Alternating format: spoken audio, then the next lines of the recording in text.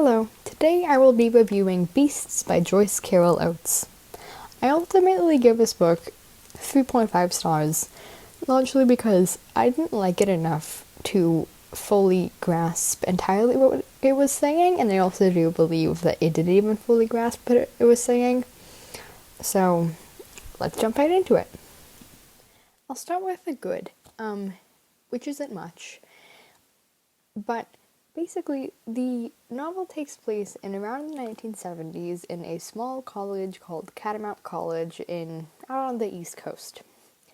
Compare it to something, perhaps, like Donna Tartt's alma mater of Bennington College, which was also a liberal arts school, mostly women. I think it wasn't only women, but Catamount College in the book is only women.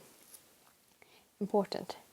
Because it is a liberal arts college, I'm pretty sure a lot of people majored in English, and so did the main character, the protagonist, Jillian.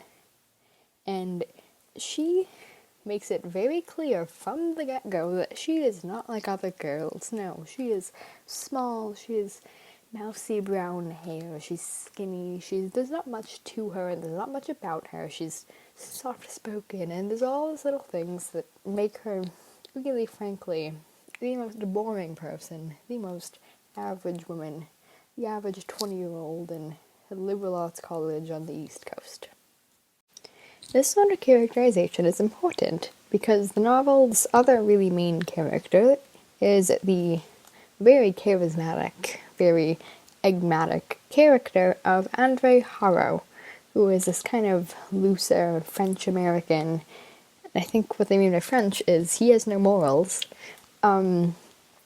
Professor, I think of poetry, and he is not a good person. Let me get this straight. He is not a good person. I like to equate this novel to what perhaps Dead Poets Society. I like to equate this novel to another very well-loved, one of my favorite books ever, The Secret History by Donna Tartt. This is important because Beasts essentially does a convulsion of what Donna Tartt tries to do, instead of in almost 400 or 500 pages, in 130 pages. And that is create an atmosphere that is very dark, very loose, moral-wise, and on some level, just completely convoluted. And it does so in a manner that is unlike what Donna Tartt does, because it doesn't grasp what essentially Donna Tartt did to make her novel so extraordinary and such a wonderful novel. Donna Tartt, in her novel The Secret History, very, very, very deliberately has many, many well-defined characters. There is also a sort of hatred directed towards one character in Donna Tartt's novel, and I'm not going to give any spoilers in case you haven't read it, but that character is Bunny, which is very important. There are certainly characters in this novel that have it bad. I think our two girls, kind of cut themselves up a little bit and do some crazy stuff. There's this random kid that's an arsonist, which is also a girl at the college. But they present these girls in a light that does not reflect them properly. It falls very flat. In The Secret History, this light of hatred and this light of greed and classicism is projected at the characters in a very different way, and it is in a way that is illuminating, and it is in a way that really defines the features. Beasts doesn't understand what that light is, and it doesn't understand where that light is. So instead of having all these deeply troubled characters, you have these characters that are all kind of troubled in some sense, but there's no necessarily distinction between the troubles. The only major distinction is this qualm that they all have with each other, between Andre Harrow and his wife's attention and affection. And I think really the major redeeming factor of this book is that it is first and foremost psychological horror. Second, it is an exploration of morality and what does it mean to want success. every single girl in this book wants to be immortalized. In some in some shape or form. They all want to have their place in the world, and they all want to have their place in a world that is separate from them as a human being.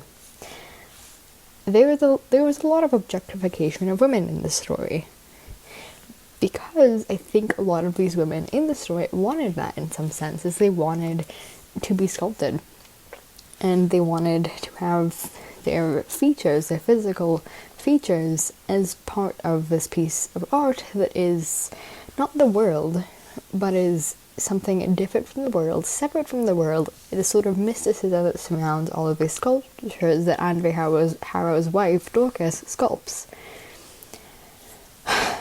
And it forces you to ask yourself the question as you're reading, and at the end, and at the climax of the story, when Gillian ultimately finds all this pornography, what does it mean to want success? What does it mean to want fame? And how am I benefiting or destroying others in my pursuit of success and fame and immortality?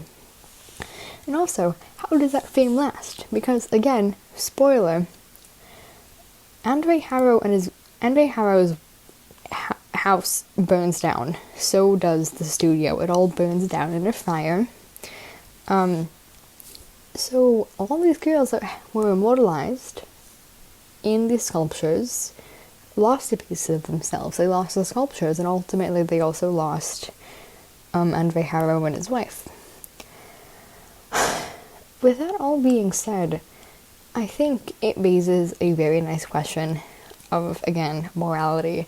And I think that it does that in a very, very, very good way, but in a way that is ultimately detrimental to other factors of the story, that being, distinct characters. And there are distinct characters in this, but to have so many of these girls and have them mentioned again and again and again, but in 130 pages, it doesn't manage to really flesh them out. Which is, again, fine. It says it is a novella. But I believe that in the way that it was presented, that it tried not to be a novella, more to be a very short, brief novel, and that is, it was always trying to be something that it wasn't. I wholeheartedly believe that if Joyce Carol Oates had taken the time to really sit down and write this as a beautiful novel, that it would be a beautiful novel, and it would be perhaps one of the best works of fiction I may have ever read. And I think that is ultimately the beauty of this book, is that time and time again, even in the book itself, people cannot be something that they are not. You cannot be something that you are not, because it won't work. So the flaws of this book lend itself to it nicely. But at the end of the day, I can only really give this 3.5 stars, because there was just too much wrong with it to me to fully love it and to fully embrace it to be what it was. I will say I read this like I read The Road by Cormac McCarthy in one night, which is not very smart. I wholeheartedly believe that you should never read anything in one night, because you have an exhaustion at the end, and you perhaps have a sickness of the book that wouldn't be there if you'd finished it over 2 nights even. So this is on me. However, that's my review of Joyce Carol Oates' Beasts. Bye!